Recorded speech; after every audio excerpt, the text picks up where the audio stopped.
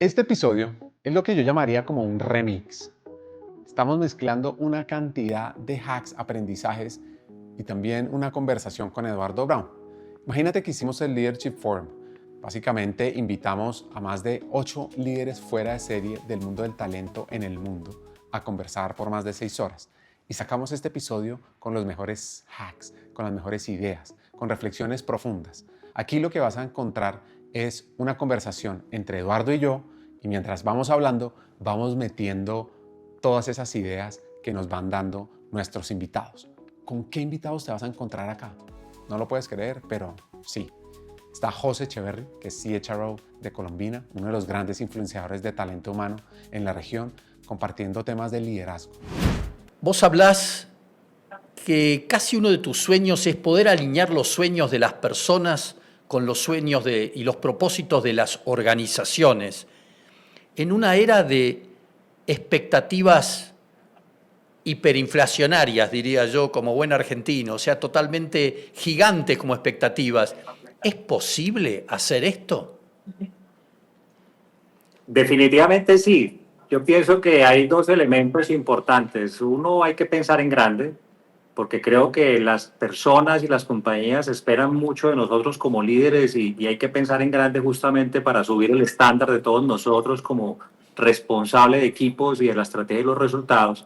Y lo segundo es que también hay un asunto desde mi punto de vista de expectativas y es que siempre vamos a encontrar puntos de intersección entre lo que sueñan las personas y sueñan las empresas. Tal vez el problema es que ahí tenemos unas expectativas tal vez irrealistas en muchos momentos, creyendo que todos los sueños de la empresa se van a lograr y todos los de las personas que ocupan diferentes cargos en la organización se van a lograr.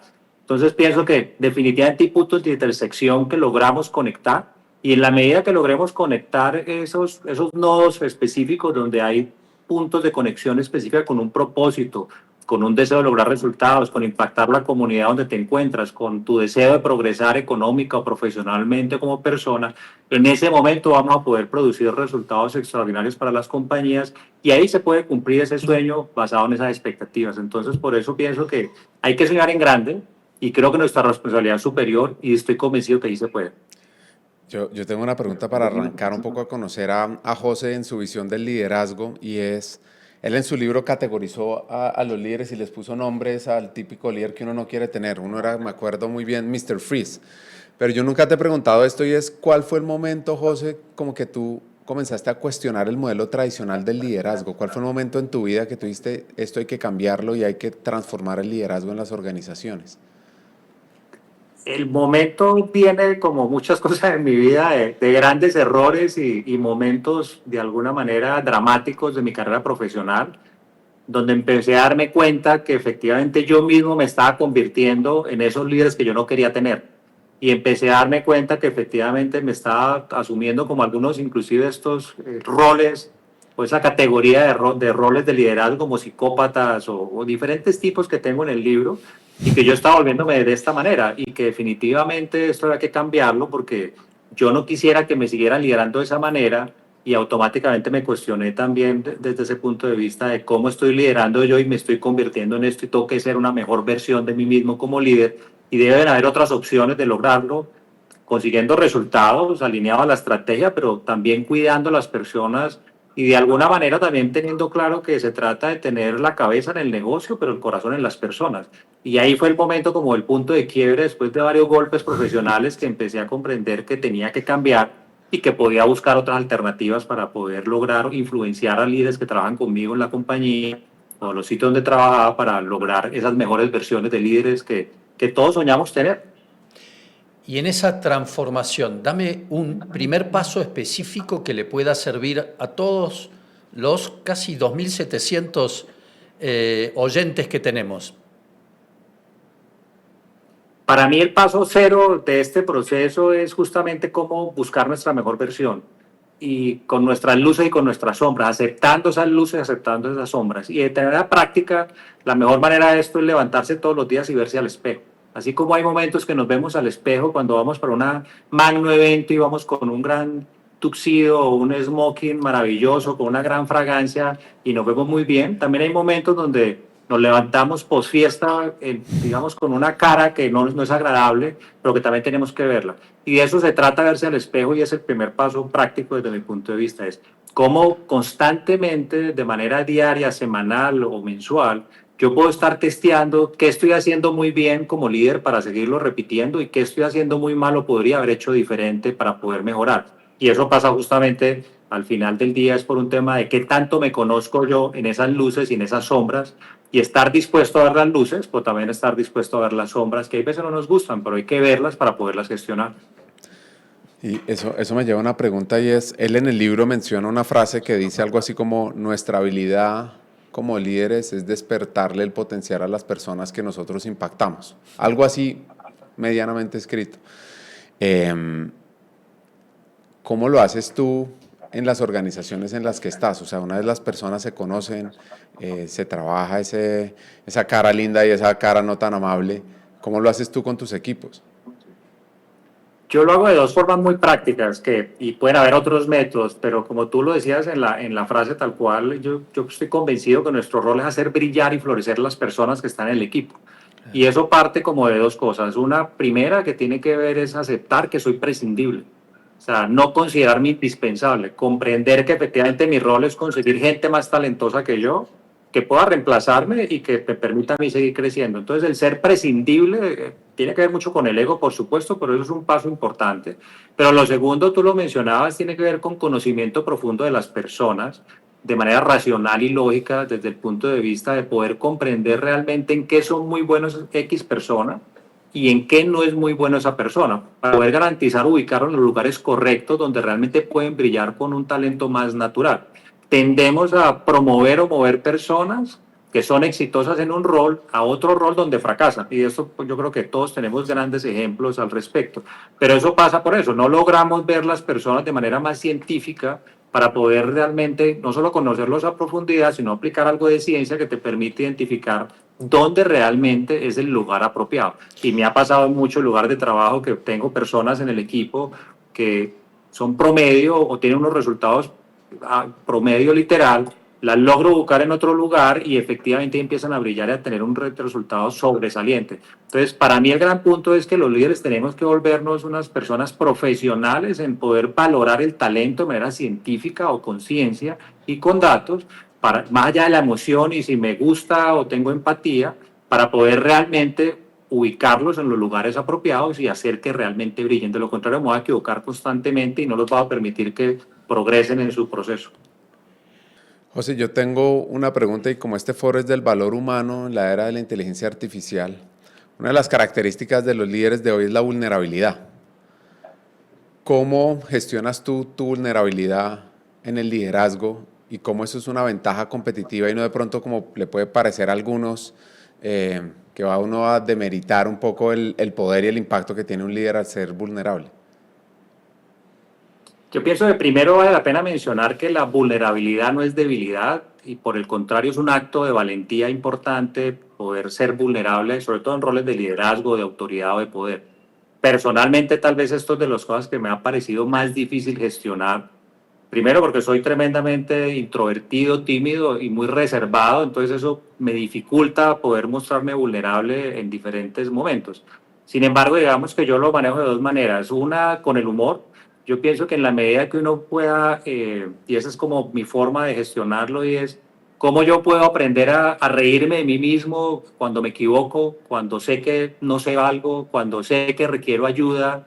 Ese tipo de cosas para mí me parece que es una buena manera o un buen método para poder ser vulnerable y mostrar realmente que somos genuinos, auténticos y que somos una persona común y corriente como cualquier otra que tiene inconvenientes, días difíciles, días que efectivamente está perdido o días que efectivamente necesita levantar la mano para pedir apoyo. Entonces, pienso que en la medida que uno pueda ser auténtico, cada cual lo podrá gestionar de diferentes maneras. En mi caso, como les cuento, es basado un poco en el humor porque me río de mí mismo cuando pasan estas situaciones, pero al final del día para mí se trata de cómo ser auténtico alrededor de lo que realmente estoy pensando y de lo que estoy sintiendo, sin esto querer decir que entonces le tengo que transmitir todos mis traumas infantiles a la audiencia con la que estoy liderando o gestionando o a mi propio jefe. Para Sí, esto hay sí, sí. profesionales. Se trata realmente de aceptar la realidad humana de que nos vamos a equivocar, de que no es realista que todo lo vamos a saber y que efectivamente también tengo que pedir ayuda en algunos momentos porque no soy el más inteligente en el cuarto. Invitamos a un argentino, Tomás Chamorro. Tomás es investigador, líder de innovación global de Manpower, ha escrito varios libros, entre esos uno que se llama iHuman y otro que se llama ¿Por qué hay tantos líderes hombres incompetentes? Y con él hablamos de temas de cómo elevar la conversación en talento, cómo aprender a liderar y cómo adaptarse al futuro.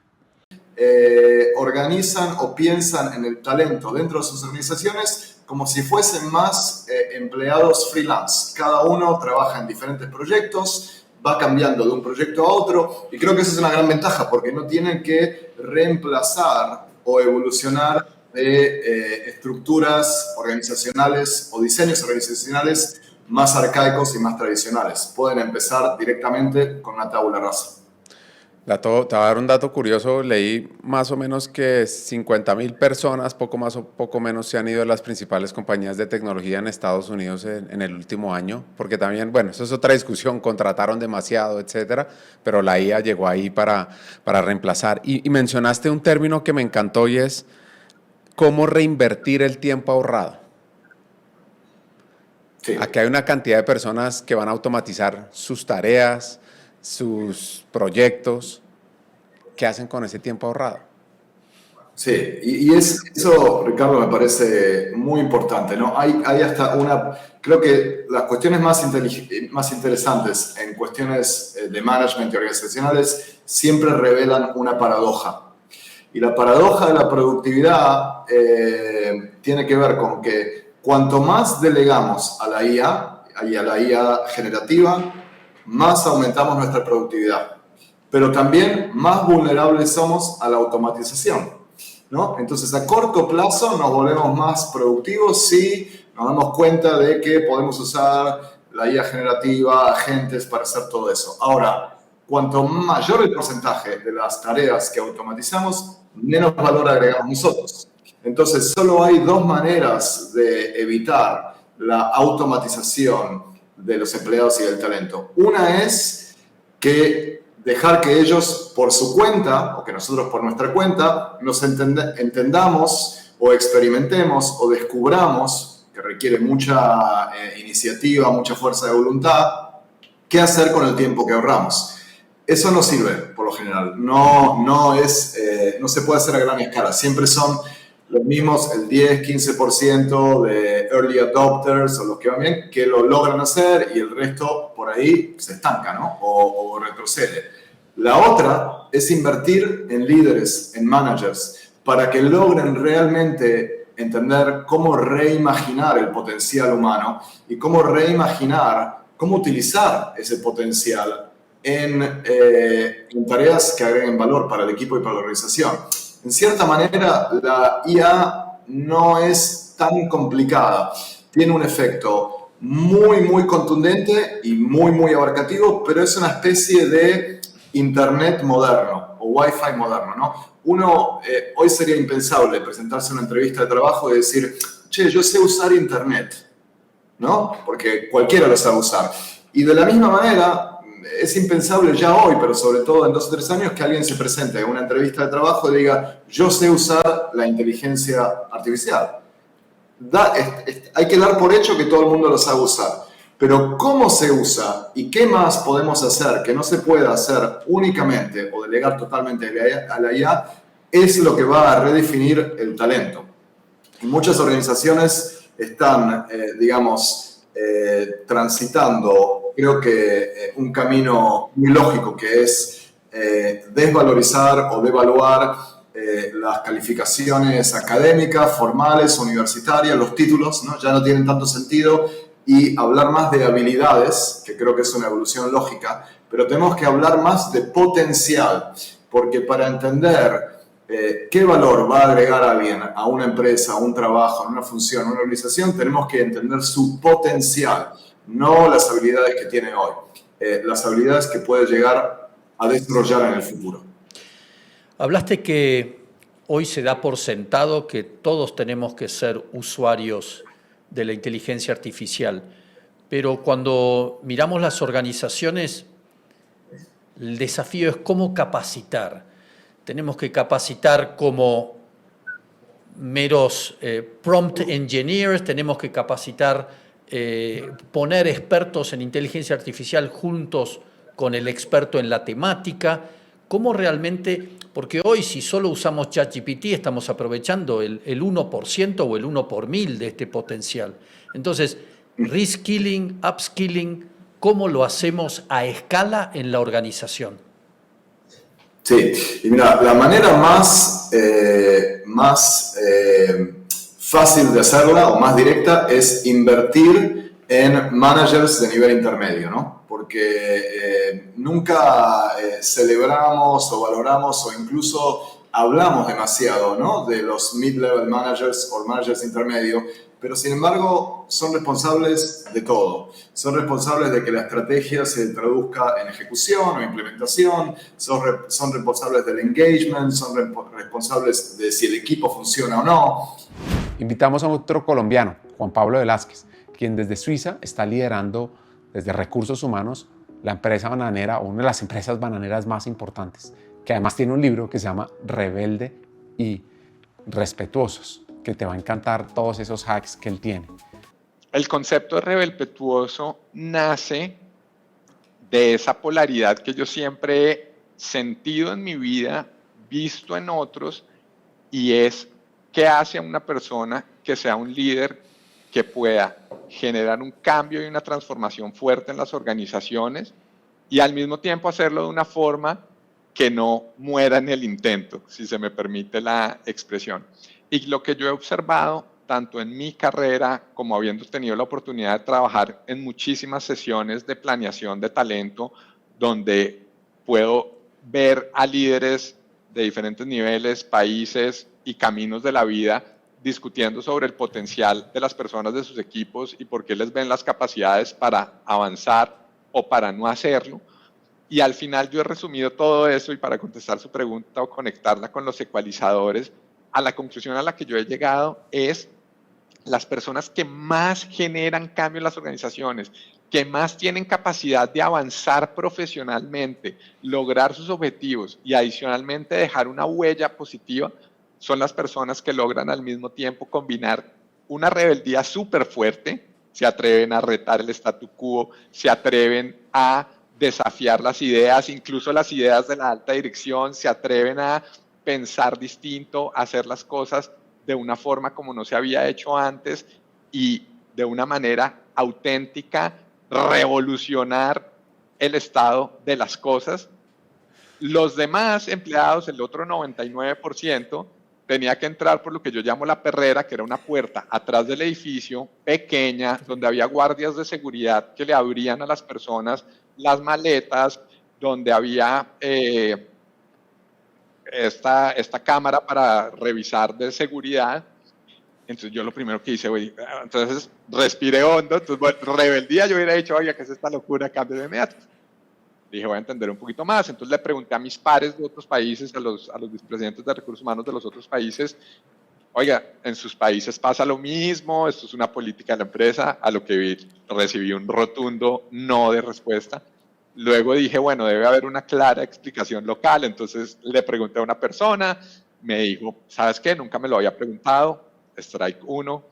Le pregunté a otra persona, me dijo, oiga, esto siempre ha sido así, strike 2. Y así le pregunté a otra persona y de nuevo, nada que me diera una explicación clara. Entonces fui donde el equipo de comunicaciones y les dije, oiga, necesito que por favor... Entonces acá por ejemplo hay un acto de rebeldía y es, no lo consulté con mi jefe, no lo consulté con el comité directivo. Le pedí al equipo de comunicaciones que por favor para el siguiente lunes sacaran un comunicado que decía, porque esta es nuestra casa, a partir de hoy todos podemos entrar por la puerta principal. Eso costó 0 pesos, eso no tuvo ningún impacto económico, pero el impacto que tuvo en la gente y al final en la cultura fue absolutamente extraordinario. Después, ahí teníamos un estacionamiento gigante. La siguiente cruzada fue eliminar los parqueaderos que teníamos el equipo de vicepresidentes y de gerentes asignados. y dejamos la regla que cada quien pudiera estacionar donde quisiera. Y así fuimos generando cambios y bueno, no, así se cambia la cultura. Sí. Pero el cambio, al final lo que yo me di cuenta, Ricardo, es que no habíamos cambiado la puerta de entrada, habíamos cambiado la cultura de la compañía. En 18 meses, la encuesta de clima había subido 20 puntos y fuimos certificados como Great Place to Work. Por supuesto, no fue lo único, pero fue una gran, para seguir con la analogía, puerta de entrada para hacer ese cambio cultural. Invitamos a Mauricio García, escritor de El País de las Emociones Tristes, a hablar sobre qué nos mueve como latinoamericanos, como líderes, qué sentimientos tenemos que generar. Mauricio, en tu libro tienes una frase que a mí me gusta mucho, que la voy a leer, que dice: en las emociones tristes, el miedo es el motor de casi todo. Por miedo sobrevaloramos el mal del enemigo y la venganza, afianzada en la sobredosis de maldad que le atribuimos al otro. Es una manera de aplacar ese miedo, o sea, cómo trabajamos el miedo en las compañías, esa emoción triste que genera, que has investigado tú acerca de ese tema. Sí, yo creo que el miedo es fundamental. Muchas de estas emociones explican muchas cosas. Desde luego no explican todo, pero sin entender esas emociones uno entiende muy poquito. En la política, por ejemplo, se entiende muy poquito si no se miran las emociones que tienen las personas que son protagonistas de la vida política. Entonces hay que entender esas emociones, es como el subsuelo. Una de las hipótesis de mi libro es que las ideologías importan menos. La tensión entre derecha y izquierda, eso desde luego hay que saberlo y entenderlo y mirar los argumentos que van y vienen, pero lo que está en el fondo es las emociones que están debajo de cada uno de sus actores. Ese es el subsuelo emocional que hay que entender para saber lo que pasa en la epidermis, que la epidermis es la conversación, pero detrás de la conversación están las emociones. Y en ese subsuelo el miedo es fundamental. El miedo es una de nuestras emociones más poderosas. Y por eso muchos actores políticos, y también en la vida cotidiana, eso nos pasa muchas veces, lo que hacen es propiciar miedo, porque muchas veces saben, por ejemplo en política, que propiciando miedo se salen con la suya. Es la emoción que más moviliza, suele ser la emoción que más moviliza, que más atrae a la gente, que más la encadena hacia una política o hacia un líder determinado. Entonces el miedo es fundamental y hay que tener mucho cuidado con nuestros miedos. Desde luego, eso no quiere decir que debamos espantar los miedos y que debamos tener una actitud ingenua frente a la vida que desecha todo riesgo y toda posibilidad de peligro. Por supuesto que no, pero tenemos, como lo dijiste hace un momento, tenemos una tendencia muy fuerte a sobreestimar el miedo, a darle más importancia de la que realmente tenemos. Y el miedo en relación con nosotros, es decir, a sobreestimar el enemigo, a darle más importancia de la que realmente tiene. Casi todos los seres humanos sobreestimamos la maldad del enemigo malo y sobreestimamos la bondad propia. Y eso es muy peligroso. A mí me ayuda, yo siempre veo a las emociones como un gran GPS, ¿no? Es como tu inconsciente y tu cuerpo están percibiendo la realidad. Si me da miedo es porque tengo un peligro, si tengo ansiedad, muchas veces digo, estoy ansioso, ¿por qué? Porque mañana tengo que entregar un informe que no terminé, o me van a dar un resultado de un examen que no sé cómo me fue. Entonces, luego de usar ese GPS, está cómo lo puedo transformar. Yo puedo ir a las emociones positivas, yo puedo conectar con el entusiasmo, conectar con emociones que me van a mover de alguna forma positiva. ¿Estás de acuerdo con eso? ¿Cómo lo logramos? Sí, estoy totalmente de acuerdo con eso, y en Spinoza hay mucho de eso. En Spinoza decía, si yo estoy enfrascado en un debate con un contrincante, incluso con un enemigo, lo peor que puedo hacer es darle un argumento contrario al argumento que él acaba de darme. Lo mejor que puedo hacer es darle una emoción, ponerle de presente una emoción distinta de la que él está sintiendo, de tal manera que eso le mueve el piso. Eso era lo que decía Spinoza. Yo creo que muchas veces en una discusión, teniendo en cuenta esta diferencia entre el suelo y el subsuelo, y teniendo en cuenta que el subsuelo emocional es más importante, muchas veces una mejor manera de zanjar una discusión, de salirse de una discusión, es meterse en el subsuelo y acudir a una emoción que no es la emoción contraria a la que él está sintiendo, sino a hablarle a la emoción que él está sintiendo. Es decir, poner la discusión en términos emocionales. Y ojalá con emociones plácidas o con emociones, es decir, con las emociones contrarias a las emociones tristes de las que acabo de hablar. Invitamos a Sergio Peláez a hablar de ciencias del comportamiento. Solo como una curiosidad, hay un experimento que hicieron en los juzgados, en los juicios de Estados Unidos, y se dieron cuenta que más o menos hacia las 12 del día los jueces son mucho más duros en sus sentencias. Entonces yo estoy llegando a esa... No vamos a ser tan duros, ¿no? Sí. Que no se refleje en las calificaciones ni en las preguntas. Pero eso es la ciencia del comportamiento, es un poco entender cómo tomamos decisiones, qué tan racional son esas decisiones. Digamos que la mejor manera de entender esto es ver alrededor.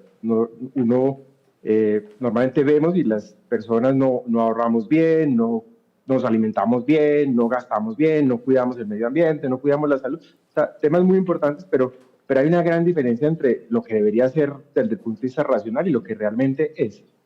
De eso se trata la ciencia de comportamiento, de explicar ese gap.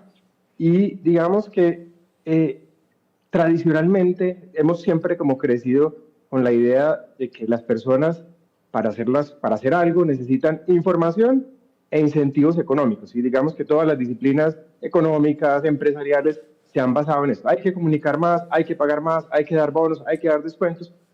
Pero realmente eso no funciona todas las veces. Y las ciencias de comportamiento, digo que aquí hay una primera hallazgo poderoso, es cuando se juntan disciplinas distintas, la psicología, la economía. Normalmente tendemos a ver todo como en silos, el conocimiento, pero cuando estas dos disciplinas se juntan, empiezan a entender una cantidad de cosas diferentes y se dan cuenta que esa metáfora que nos han enseñado del cerebro como un gran computador, que es capaz de calcular riesgos, que es capaz de ir al futuro, de tomar las mejores decisiones, realmente no existen. Y aquí viene otra cosa bonita y es, a punta de experimentos, no de yo creo que es, sino, no, hagamos experimentos, pongamos a las personas pongámoslas a diferentes estímulos emocionales, sociales, visuales, etcétera, a ver cómo reaccionan y cómo toman decisiones.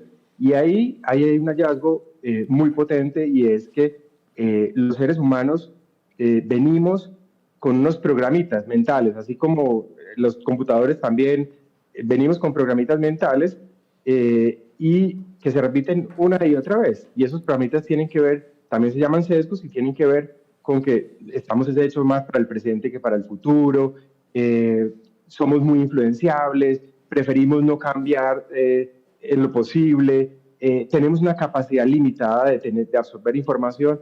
Entonces, la gran sentencia, la gran conclusión es que para los seres humanos normalmente las mejores decisiones no son las más óptimas, sino que son las más fáciles.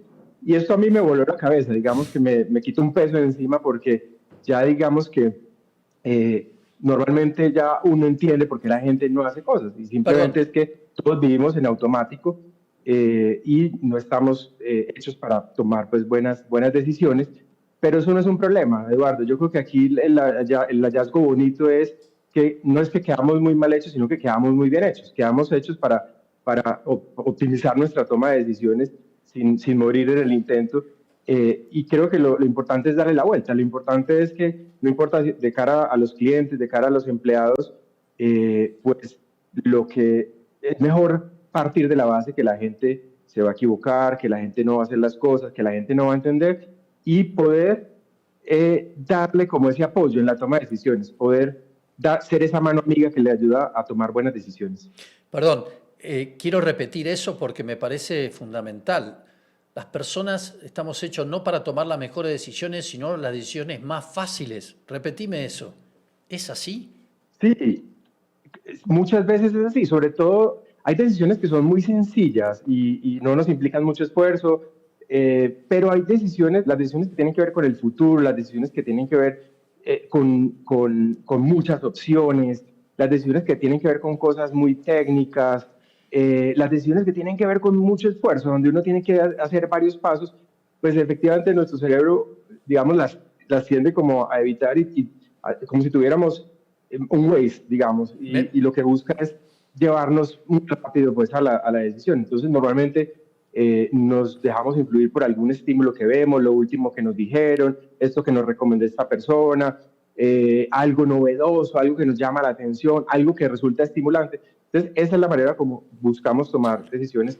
Hazte cuenta, es como si tú tuvieras tu correo, es como si tu cerebro fuera tu correo electrónico y tiene una bandeja de correo no deseado. Todo lo que suene complejo, pues se va para esa bandeja de correo no deseado y puede ser información muy importante, algo de salud financiera, pero pues, simplemente para el cerebro es demasiado desgastante, es como si la atención fuera un tanque de gasolina y no te la puedes gastar toda de una. Entonces, las cosas muy complejas nos gastan mucha atención y por eso a veces las dejamos pasar y las filtramos. Invitamos al CHRO global de Netflix a hablar sobre la cultura, el futuro del trabajo, el futuro de recursos humanos. Sergio Sama, que es un español fascinante, te va a encantar con lo que ha vivido en Netflix. La gestión actual de recursos humanos viene en gran medida del desarrollo de la época industrial, ¿no? Donde al final la mayoría de las compañías descubrieron la gestión por procesos, ¿no? También hay compañías donde había que a veces intentar minimizar el error humano, ¿no? Entonces, a partir de esa gestión por procesos, la profesión de recursos humanos evolucionó hasta lo que a día de hoy tenemos, ¿no? Yo creo que hay una parte histórica que explica el modelo de gestión. Hay una parte filosófica y de entender la vida de una manera diferente, ¿no? Es decir, oye, a la gente al final, para que haga lo mejor que puede hacer, le tienes que dar una meta clara, le tienes que dar los recursos y tienes que apoyarle cuando necesita ayuda, ¿no? Son 3 o 4 cosas, ¿no? Y el resto, al final, es sentido común y buena educación, en la mayoría de los casos, ¿no? Pero esta manera de pensar, mucha gente no la comparte. ¿Por qué? Pues no lo sé. Cada empresa y cada líder es un poco diferente. Yo, cada vez estoy más convencido de que si nos creemos de que la calidad del talento no está haciendo más que mejorar, porque los sistemas educativos siguen mejorando, la tecnología está ayudando, hay una manera de gestión de personas que no necesita posiblemente el 80% de los procesos que hoy en día utilizan la mayoría de los departamentos de recursos humanos. ¿Qué piensan que han dejado en otras compañías? Soy muy fan de los legados, ¿no? Es decir, todos hemos pasado por compañías y todos a veces podemos señalar cosas que nosotros dejamos, ¿no? O que hicimos o que contribuimos.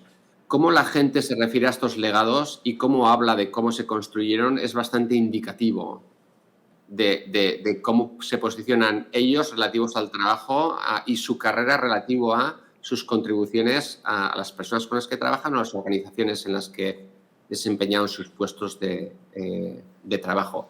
Ayuda también a preguntarles sobre qué quieren hacer en Netflix, qué quieren hacer el día que se vayan, el día que salgan por la puerta. Casi como posiciónate ya, antes de que te contrate, posiciónate en el día que dejes la compañía. Las rutas de salida. Y ver un poco cómo la gente reacciona a ese escenario, ¿no? Porque aquí no estamos para calentar la silla, aquí no estamos para agarrarnos a la silla. Aquí estamos para construir una compañía que realmente sea la primera compañía del mundo de entretenimiento con un trillón de valor de bolsa, ¿no? Queremos cambiar el mundo, pero tenemos que darnos cuenta que un día no estaremos. Ese día llegará y ese día tendremos que mirar atrás y señalar las cosas en las cuales participamos. Y cómo la gente habla de estas dimensiones, del pasado, del futuro, y cómo son capaces de eliminarse ellos mismos de la ecuación, son generalmente indicativos de este rasgo de personalidad, si quieres. Yo creo que, otra vez, esto es tremendamente contextual, pero hay una frase en euskera de mi tierra que traducida al castellano viene a decir algo así como cuando cambias las cosas, cambias tú mismo, ¿no? Y yo creo que en la profesión de recursos humanos a veces no tenemos una mirada crítica en cuanto a lo que sería posible. Si no mirásemos o gestionásemos con las limitaciones de la gestión tradicional, que se espera de una función de recursos humanos, si fueses capaz de desaprender todo esto y volver a la compañía en la que estás y pensar en qué necesita esta compañía, creo que muchos de nosotros gestionaríamos los recursos humanos de una manera diferente. Pero de alguna manera no estamos cambiando nosotros mismos. Y eso creo que es el mayor limitador.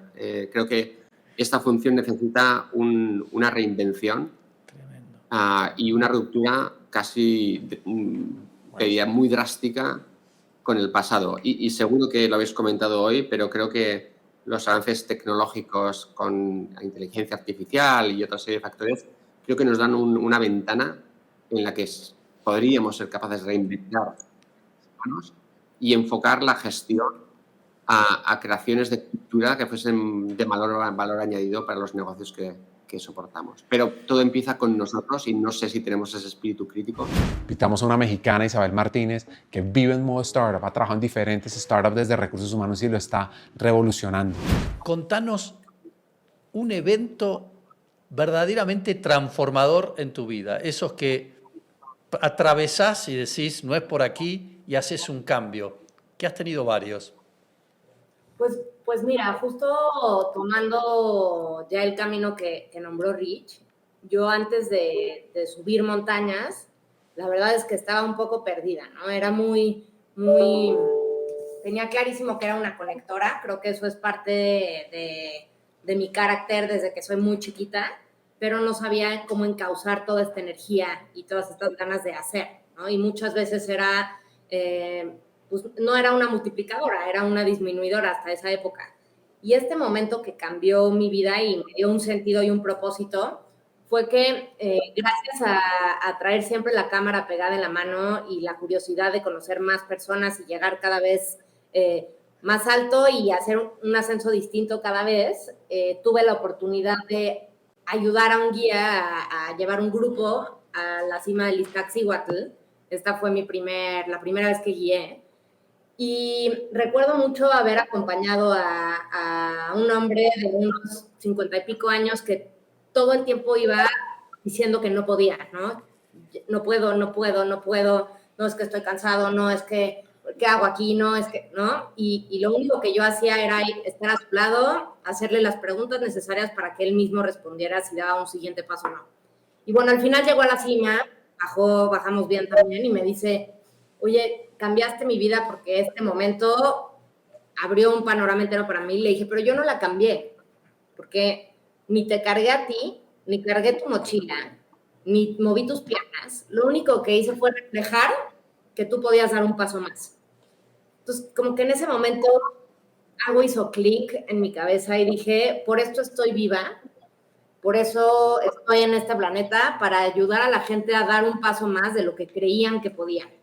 Y eso lo he vivido ya en el resto de roles, independientemente de la industria, del tipo de rol, etcétera, sino tiene que ver con realmente tener interés en conocer la esencia de la persona para en conjunto poder ayudar a que sean su mejor versión.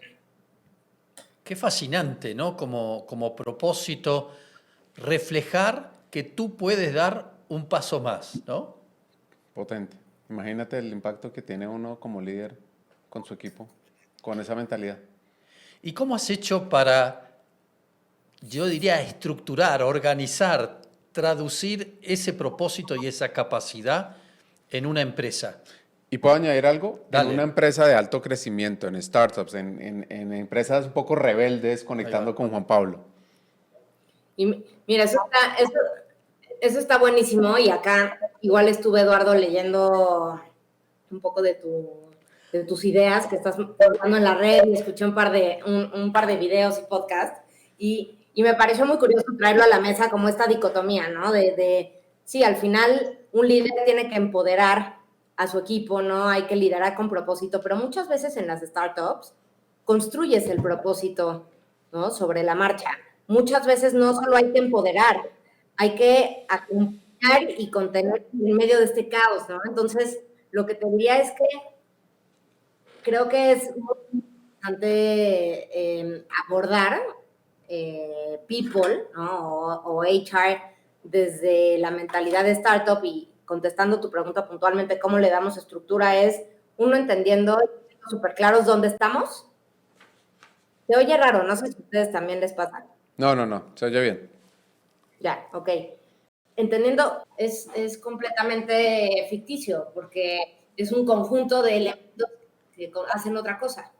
Está bien, compro eso, pero dame los ladrillos. Después yo construiré mi edificio a la medida de las necesidades, pero dame algunos elementos, ladrillos, maderas, cemento, para poder construirla a la medida. Te diría lo primero, conoce el negocio.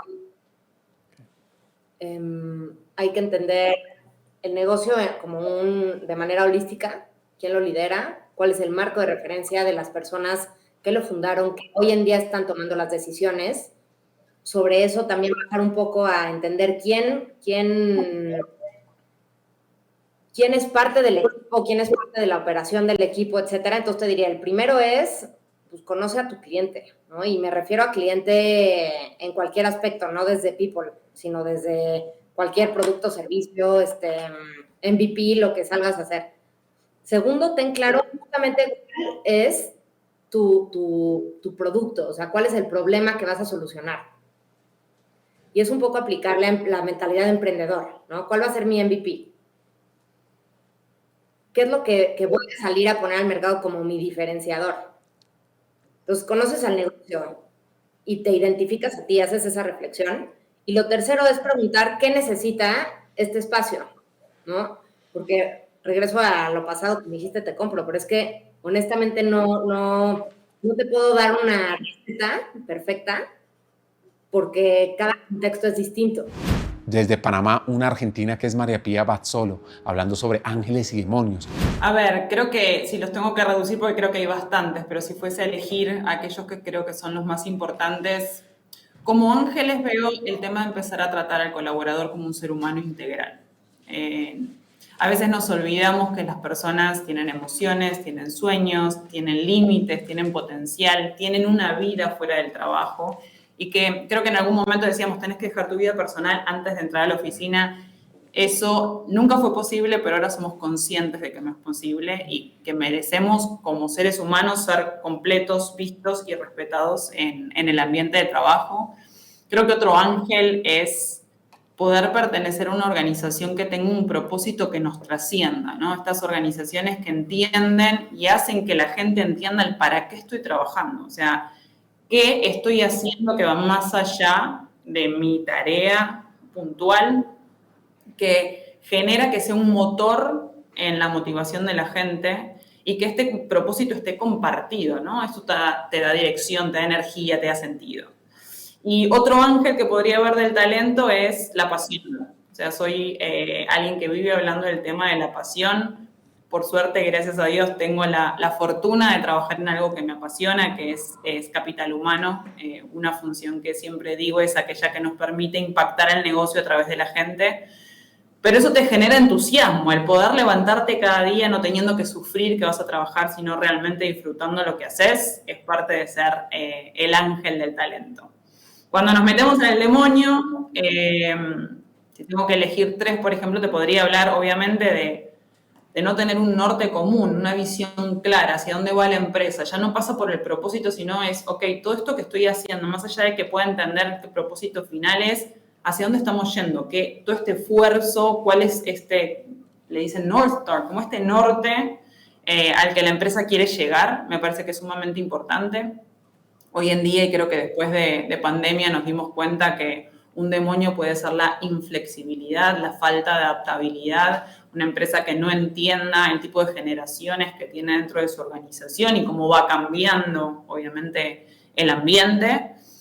Y por último, un demonio que creo que es muy, muy grande es el tema de la desconfianza que lleva al micromanagement, ¿no? Esto de poder tener realmente una cultura que está basada en mérito, en poder confiar que la gente está haciendo lo que tiene que hacer, porque como somos adultos y nos tratan como adultos, entonces respondemos como lo mismo. Eso si no está, genera falta de conexión, falta de confianza. Y quiero seguir la conversación con eso que mencionas, y es la desconfianza, el micromanagement, cómo se hace para que no esté pasando tanto en las compañías? Qué buena pregunta. Creo que es algo que todavía no hemos descubierto y es un cambio muy grande que estamos viviendo, sobre todo en las organizaciones en general, pero que nos está tocando mucho en capital humano, que es lo mismo que el trabajo híbrido, ¿no? Es encontrar cuál es la receta, la fórmula que funciona. El tema de la confianza yo creo que viene mucho del liderazgo y el tipo de cultura que tiene la organización. Si es una cultura controladora de poder realmente ver qué estoy haciendo en el momento que lo estoy haciendo, para qué lo estoy haciendo, o si puedo trabajar con objetivos y poder ir haciendo chequeos para realmente establecer si puedo o no llegar a esos objetivos, confiando que la persona, independientemente de dónde lo haga, lo va a hacer. Creo que esa es una de las formas que hoy en día tenemos, que es trabajar por objetivos. Y quiero seguir la conversación con eso que mencionas, y es la desconfianza, el micromanagement. ¿Cómo se hace para que no esté pasando tanto en las compañías? Qué buena pregunta. Creo que es algo que todavía no hemos descubierto y es un cambio muy grande que estamos viviendo, sobre todo en las organizaciones en general, pero que nos está tocando mucho en capital humano, que es lo mismo que el trabajo híbrido, ¿no? Es encontrar cuál es la receta, la fórmula que funciona.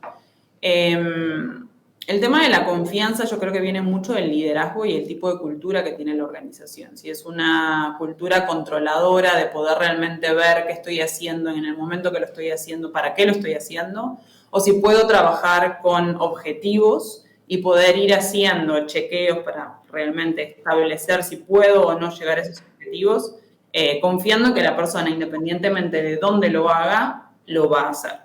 Creo que esa es una de las formas que hoy en día tenemos, que es trabajar por objetivos. Vuelvo a la construcción de confianza, más allá de los roles.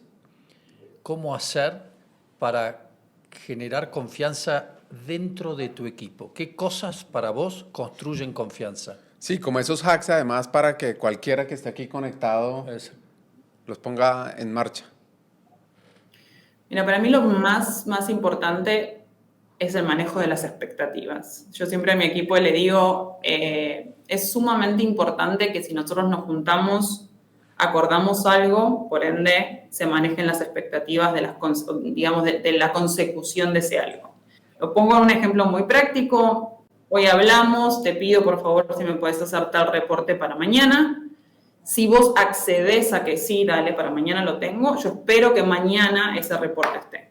Obviamente pueden pasar cosas en el medio por las cuales el reporte mañana no esté, pero el manejo de expectativas a lo que me refiero es poder adelantarse a la situación y poder decir, mira, por razón A, B o C no voy a llegar con el reporte, o te puedo ofrecer esto, no te puedo ofrecer lo otro. Para mí eso es manejo de expectativas y eso es lo que genera y transforma la confianza dentro de un equipo como primer elemento. Y ni que hablar, obviamente, del tema de las mentiras, ¿no? De realmente, a veces no hablamos de esto, pero poder saber que lo que se dice es la verdad y no que detrás de eso hay toda una construcción no necesariamente real de las cosas que sucedieron. Las mentiras. Hemos hablado mucho de las mentiras en las empresas y el liderazgo. Contanos más. A ver, si lo hablo desde la empresa en general, digo, las mentiras a veces pueden ser hasta cosas que no decimos, ¿no? O elegimos no decir. Yo generalmente lucho mucho contra el tema de la comunicación, que creo que es indispensable. Yo soy más de la onda de cuanto más comuniques, mejor es. En algún momento escuché a un experto decir que todo aquello que se comunica para que realmente genere el impacto tiene que ser comunicado al menos 7 veces de maneras diferentes.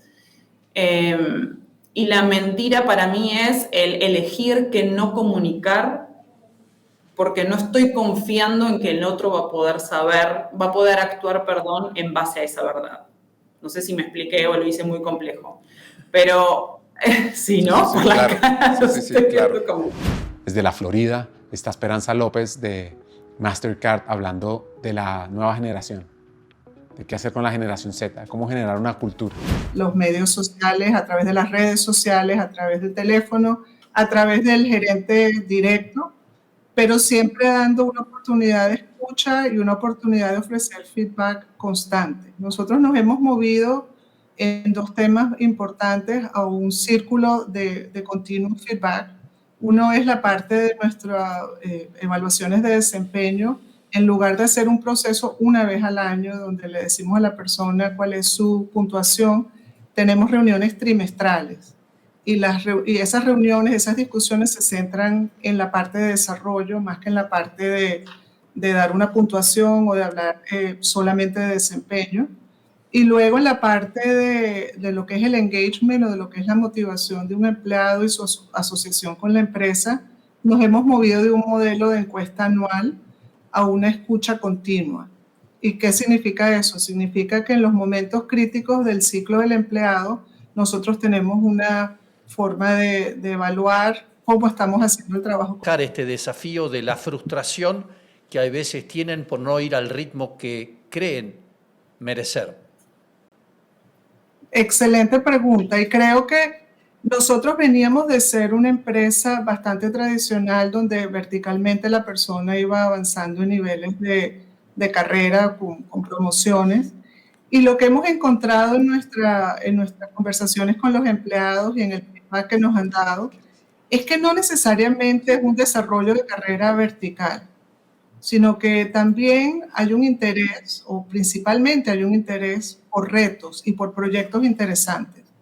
Entonces, en lugar de concentrarnos solamente en cómo orientar a la persona, en cómo desarrollarse, en cómo crecer, también buscamos la manera de nuestro talento más importante de retener, darle oportunidades de trabajar en otros departamentos, de hacer un proyecto interesante, de crecer de otras maneras, de tener retos que les den energía o que los llenen de motivación. Para darte un ejemplo, mi grupo directo de directoras vienen todas de un background diferente. Tengo una directora que tiene más de 30 años con la empresa y que creció a recursos humanos después de haber trabajado en operaciones, que es el corazón de nuestro negocio. Hay otra directora que viene externa, que tiene pocos años con FedEx, pero que aporta mucho desde el punto de vista de su experiencia con otros sectores y de la región. Y luego tengo otra directora que viene de haber comenzado su carrera no solo en un país diferente, pero también en áreas más bien analíticas, en el área de mercadeo y finanzas. Esa riqueza, esa diversidad de contexto y de países y de oportunidades es lo que hace que la gente se enganche y quiera quedarse a largo plazo. Esperanza, aquí hay una pregunta del público y yo voy a dar un poquito de contexto. Manpower saca su encuesta y dice, hace 10 años 1 de cada 3 empresas no consigue la gente como necesita. Y la sacó hace poquito y ya dice 2 de cada 3. No consigue la gente con las capacidades, las habilidades para los retos. Y la pregunta acá del público, teniendo eso en cuenta, es cómo atraer a colaboradores de las nuevas generaciones. ¿Cómo hacer para que quieran ir a FedEx o a otras compañías? ¿Qué les ha funcionado? Y también, ¿qué no? Definitivamente. Yo creo que lo primero, un punto muy importante es lo que hemos conversado, que el trabajo siga siendo interesante, que haya un plan deliberado de ofrecer no solo en una función de por vida, sino de ofrecer distintas áreas funcionales, distintos proyectos, incluso dar movilidad. Hay generaciones, las generaciones jóvenes están interesadas en ir a trabajar a otros países. Nos fuimos para México e invitamos a Gabriel Sander, que lidera José Cuervo desde Recursos Humanos para el Mundo, y hablamos de esa tradición, ese talento, esa llegada a las comunidades. Y de ver el talento y administrar al talento, ¿cierto? Porque es verdad que entras de una manera, tú puedes ir creciendo hasta ser un jefe de cuadrilla, un jefe de zona, incluso un gerente de zona. Entonces ahí hay un pequeño pipeline, ¿no? Y también tienes tu parte administrativa dentro de nuestra empresa agrícola, que ya lo decías, ahí tienes que tener a la gente que te sabe de todo lo que es cultivos, etcétera. Entonces tienes varios grados de especialización allí y de nuevo creer que atacar al tema de talento y hacer algo eficiente con tu tema de talento con una sola fórmula, para mí sería el error. Entonces, a tu pregunta, yo creo que segmentar, entender bien cada uno de esos segmentos, cuál es entonces la estrategia de talento que requieres para poderla hacer realidad y que cada individuo la viva, la experimente y obviamente se vuelva entonces en un tema que a fin de cuentas también es un factor de retención y a la vez de progresión profesional y como siempre digo, esperamos también de movimiento social, ¿no? Que es un impacto que también se busca con cualquier empresa, creo yo. No sé si con eso sí, contesté. Me parece re interesante esta idea de segmentar, ¿no? De segmentar, de definir. Y diría, casi copiando a lo que hizo marketing en los últimos 20 años, hablar de una política de talento one-to-one, podríamos pensar, ¿no? Pero... Y eso va con mi siguiente pregunta y es, en esa segmentación, ¿cómo es el modelo de desarrollo de líderes? Si es algo igual para todos, si es... estándar y no nos compliquemos. Tú puedes meterle definiciones a todos, pero hablamos de que sí buscamos desempeño sostenido, sin duda, para empezar a hablar de posibilidades de crecer, sí hablamos entonces también de potencial. Y yo creo que en el cómo evaluamos y la herramienta para nosotros ver a la gente es la misma. Ahora, cómo conversamos sobre el path de carrera que puede cada quien llevar, ahí es donde viene esta segmentación, ¿vale? Para que de esa manera podamos por lo menos intentar ir desarrollando a la gente en las áreas o subáreas del negocio de una forma pues cada vez más consistente. Pero para mí un buen líder es el que se asegura de que su gente crezca más que uno, si es que es así, tener gente mejor que tú y a partir de ahí ser el mejor ejemplo posible para que de eso aprendan, sumen a su repertorio y de allí sigan creciendo y ojalá pues algún día te superen y termines nada más viéndolos desde afuera cómo siguen teniendo éxito. Eso es simple, te digo, a mí me chocan las fórmulas complejas. Qué lindo mensaje final, ¿no? Ayudar a cada individuo a moverse hacia donde va. Muchísimas gracias por compartir todo esto, Gabriel, con nosotros. Muchas gracias, Gabriel, espectacular. Un gusto verlos y suerte con el resto de las sesiones. Claro Muchas que gracias. sí. Bueno, calificamos la sesión, les pedimos a cada uno con conciencia, ese feedback para nosotros es clave.